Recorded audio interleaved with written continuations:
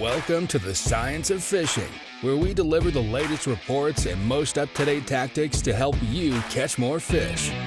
Each episode, we'll get into what's biting and break down exactly what you need to do to get out there and catch them up. Special thanks to Black Reef Spearfishing for sponsoring this podcast. Now, here's your host, Mark Farag.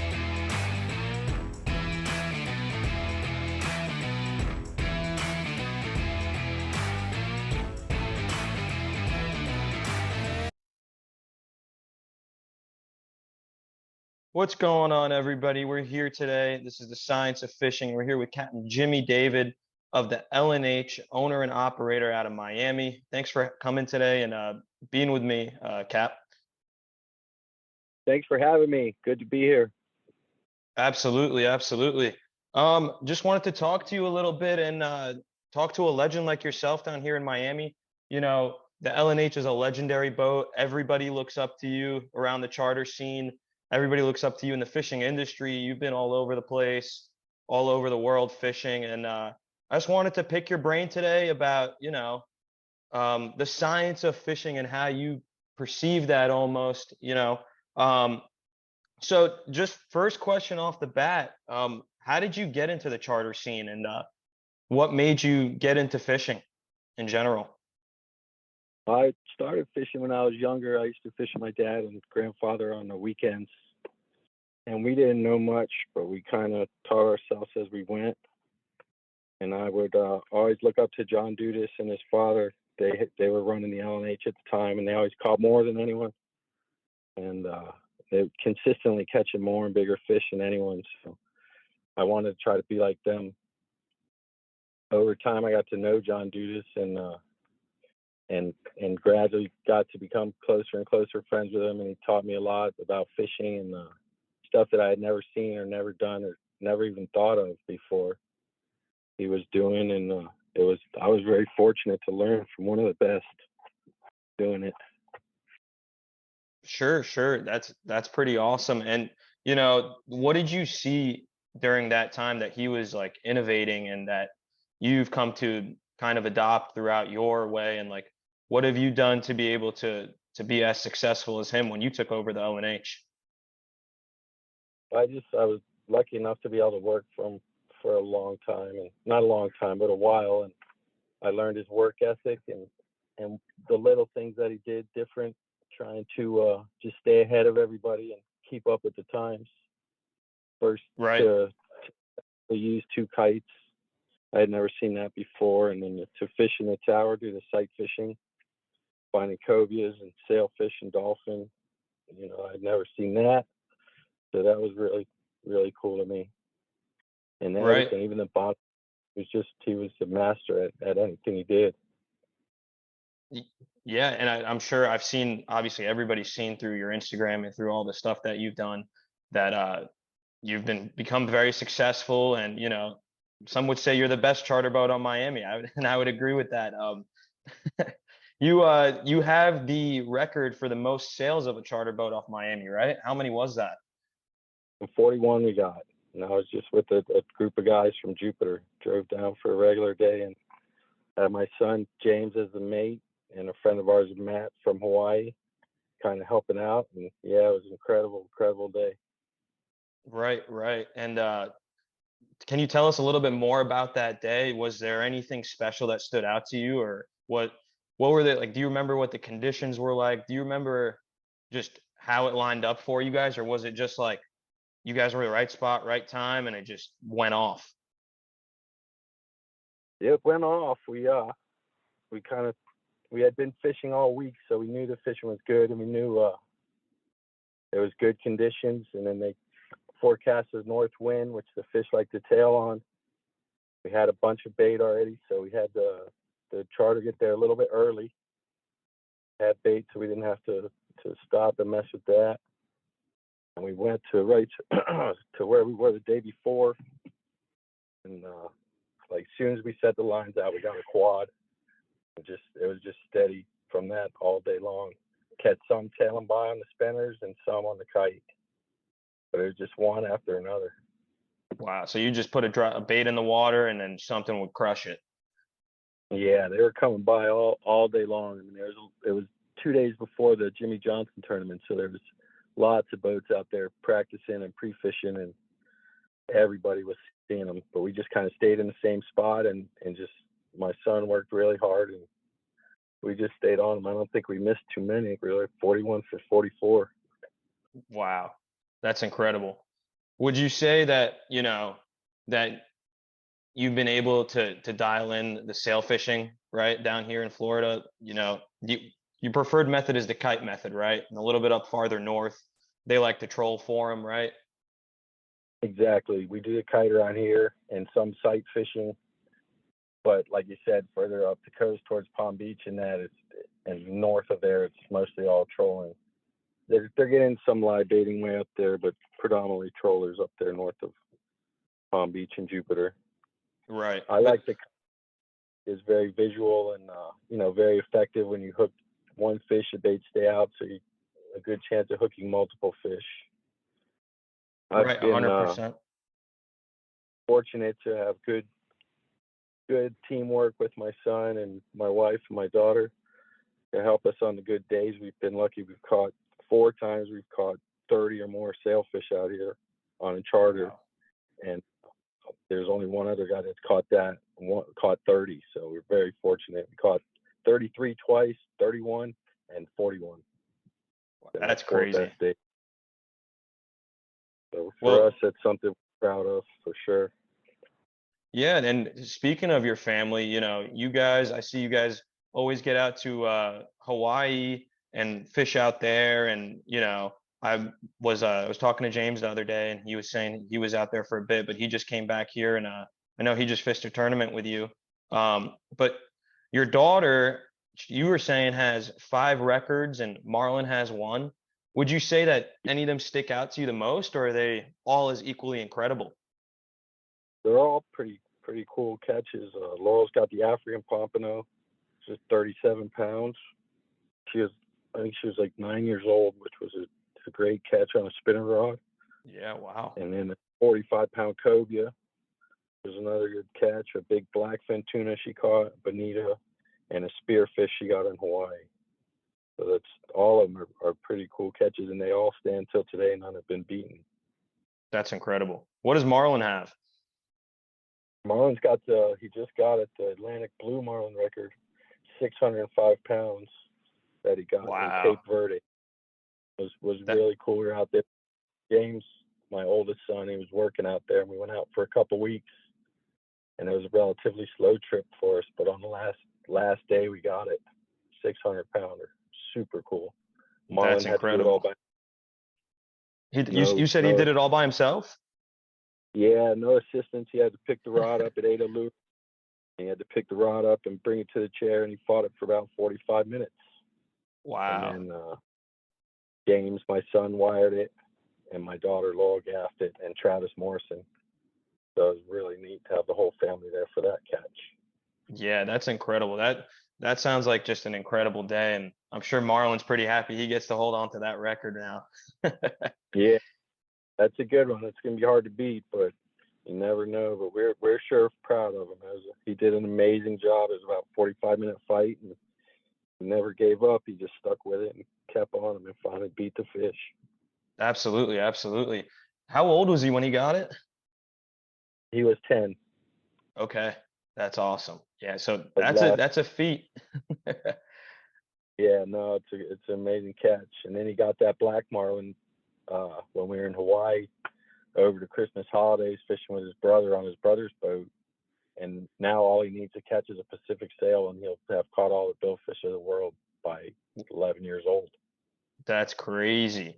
Yeah, so your whole family fishes, huh? Did you get them all into it, or was it more like, was your wife into it, or So what happened? my wife is a big fisherman too. She's really good. She's one of the best in the family probably. So Right. between her and I work together and always trying to go fishing when we're on vacation and whatnot, the kids gradually developed it. And Marlon was the slowest to catch on. He didn't have much interest when he was younger, but past 4 or 5 years, he's jumped in with both feet, and now he's really, really good at it. There you go. You think any of the kids are gonna take over the boat from you one day? Marlon's the most likely to. James is he's got his eyes more set on traveling around, and he likes to always be on the go. And Laurel's not Right. so sure about it. As of right now, Marlon's intent is to keep the business going and boat going. He does There good. you He go. definitely loves great on the boat, and he's great with the charters, and we love having him. Yeah, I see he's always mating with you all the time, right? He's always trying to get out there as much as possible. Every day off from school, he's there, and even sometimes during school. But yeah, he loves it, and he's a big help. He's very knowledgeable. He's good at talking to the customers, so I'm keeps sure. I'm keeps the sure he business. knows. I'm sure he knows more than most people. He's He good. knows what He's he's doing. light as it was when I was 11. That's for sure. Right, right. You got a Bimini twist? Yep. Good on him. Good on him. Well, that's awesome.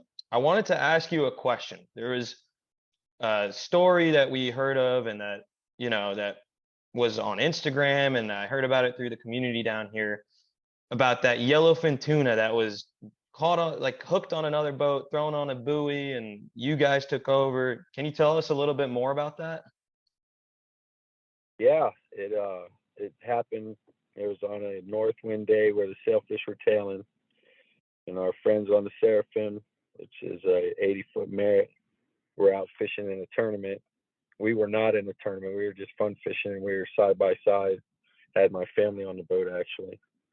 We were both catching a bunch of sails, and then we saw him fighting something for a long time, chasing it, chasing it, chasing it. We didn't really think nothing of it. And then he called me on the phone and says, "I got this big yellowfin on. Do you want to take it?" At first, we didn't. It was rough, and I didn't really want to mess with the thing. I didn't think we had a good shot at catching something like that, 20-pound line with how rough it was. So my daughter was with me. She said, "Yeah, let's try." So I There told him you we'd go. try. We were with him at the time, and he said he was going to hook a buoy on it and throw it in the water. I told him make sure we were close enough because it was rough. I didn't want to lose his rod. So we pulled up next to him. He threw the buoy out, and the thing shot through the air like it came out of a cannon. So much pressure on it. So we went over there and picked it up, and by then it was a ton of line out. We turned the boat around and started chasing it down and forward. Gained a bunch of line back, and after a while, the fish settled down, and we didn't know what was going to happen. And it came back up to the surface, and we chased it around for a while, and it didn't want to go down. Finally, we got up close to it, and James got a harpoon in it, but somehow the dart pulled. He had it up by the gills, and the dart pulled out, and we didn't know if we were going to see it again because we've had a few heartbreaks with those things over the years. Right. But then you Stripped guys off a landed bunch. it, right? Yeah, it went down like half a spool and almost, I guess it did die. So we just slowly planed it up with the boat, and my daughter was in the tower with me. We saw it come up. It was amazing, amazing catch for sure. I'm sure. Do you know how heavy it weighed or how many inches it was? 174 inches, 74 inches and 100 and what? Sorry. 160 pounds. Wow. Would you say that's the biggest yellowfin you caught off Miami? It's not. I've been fortunate enough to catch 5 on the L&H. I caught Really? I was working with John Dudas. One time we caught a double header on 20-pound test, 180 and 167 pounds sail fishing. Wow. Both fish went separate ways, and we hooked a buoy onto one of them and threw it in. And I was thinking, boy, we're never going to see that rod again. And we caught the one, and somehow he found the buoy, and the fish was still there, and we got them both. And that was Wow. one of the most, not the most amazing catch I ever been a part of. How And then long a ago week was later, that? that was like 20 years ago, so that was a while. A week later, we got one 184 pounds, which is the biggest I've ever caught out here. Wow. And then a few years ago with marlin, we caught one about 120 pounds. A shark bit it, had a couple shark bites out of it. But we've caught 5, over 100 pounds, 120 to 184 pounds. on the LNH, which is another something we're proud of because there's not many charter boats that can say something like that. Yeah, you guys have some incredible catches on the LNH.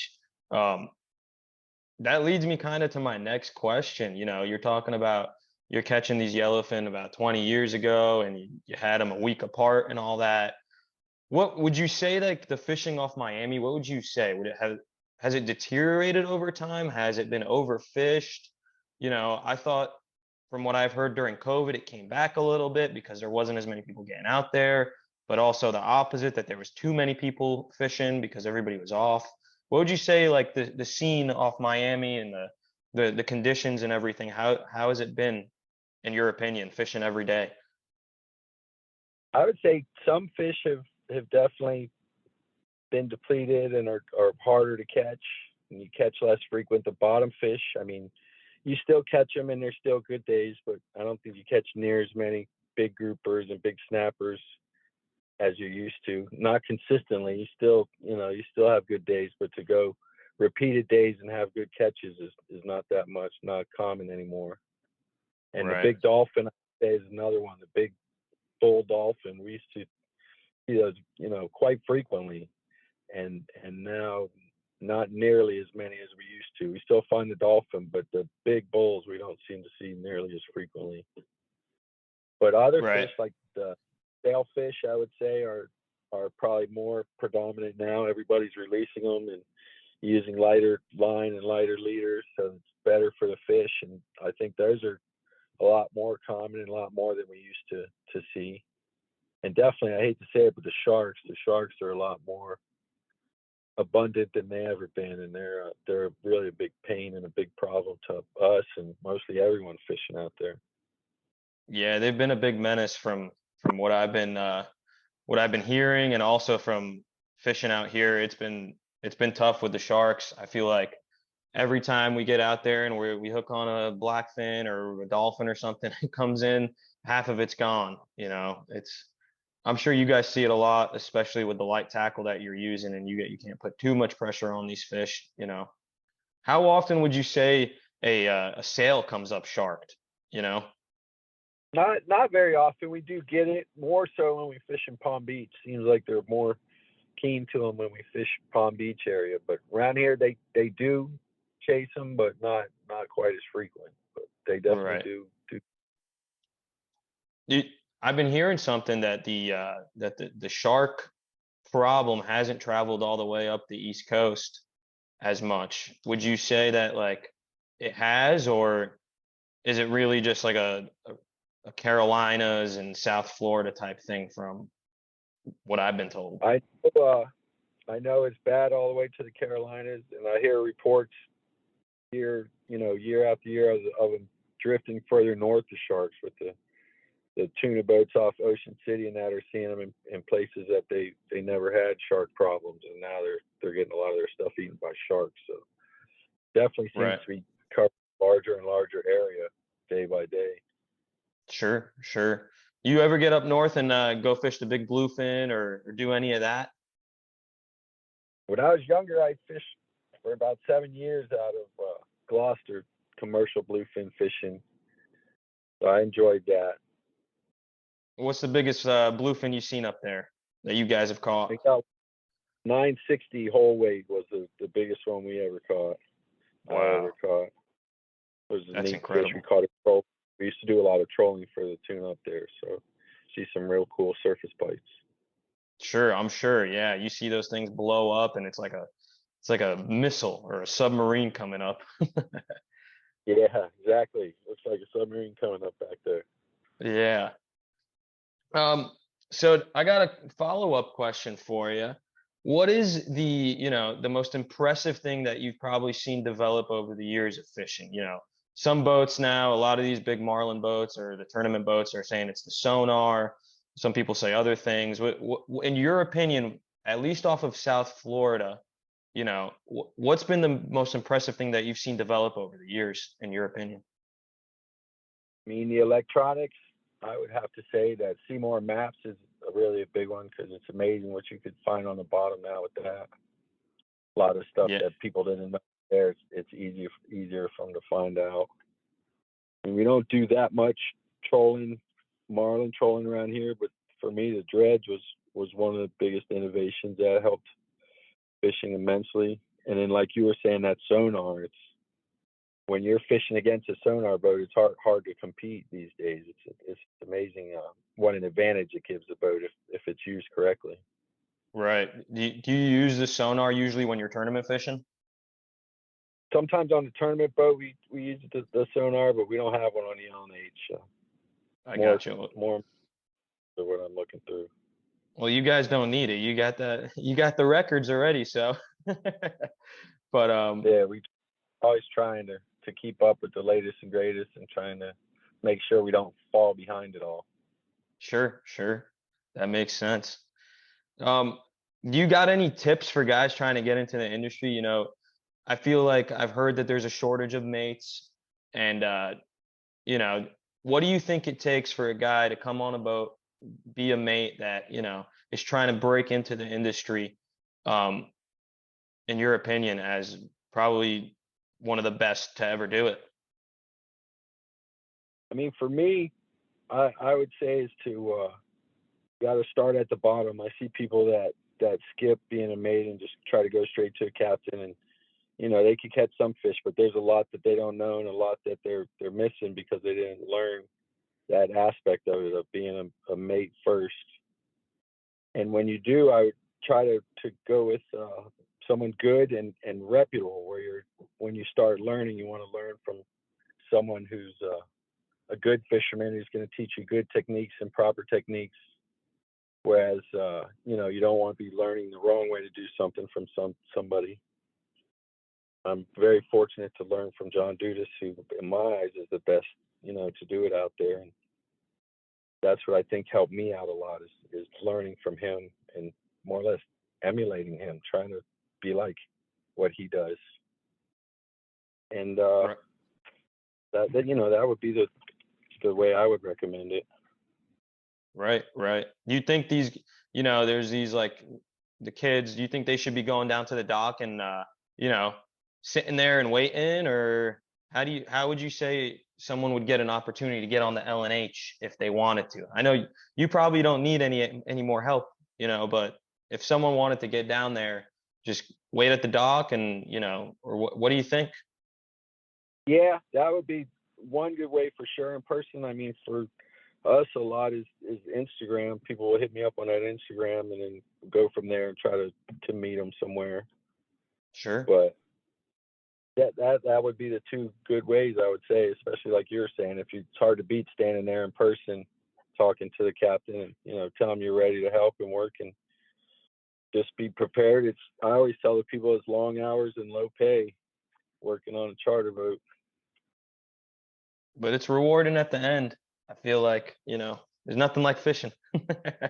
Yeah, no, got a lot. You see a lot that you've never seen, and especially on the LNH, we do a lot of different types of fishing and different methods and stuff that not everybody does. So when you're on that boat, you're always up to something, and there's always something new going on, which makes it interesting and fun. That's why I like it. I've been on there almost 30 years, and I still look forward to going out every day. Right, right. Where does the name LNH come from? Do you know? We after a couple of mates we had late and hungover. I love It's it. the I line love it. for that's all nice and simple line. Sorry, can you repeat that? The line and hooks, just nice and Oh, I simple. gotcha. That's easy Yeah, enough. cool. There you go. Late and There you hungover. go. That makes for a good story. I always blame it on the mate, whoever it is at the time. Yeah, there you go. Well, I appreciate you taking your time today, Cap. It was a great opportunity to talk to you. And, like I said, you're one of the best to ever do it. You're a legend, and super appreciative to have you on here today. Thanks. Well, thanks so much for having me. I really appreciate it. It was nice to finally sit down with you, and I'm glad it worked out. Absolutely. And, yeah, having me. 100%. Well, I'll be coming by the dock with a little something for you soon, and I'll see you soon, Cap. Appreciate it. All right, sounds super. Thanks again. We appreciate it. 100%. Thanks for joining us on the Science of Fishing. We hope that this was helpful and you learned something for the next time you're wetting a line. Follow us on Instagram at Science of Fishing. And make sure you subscribe to stay up to date on future episodes and share this with someone you know. Until next time.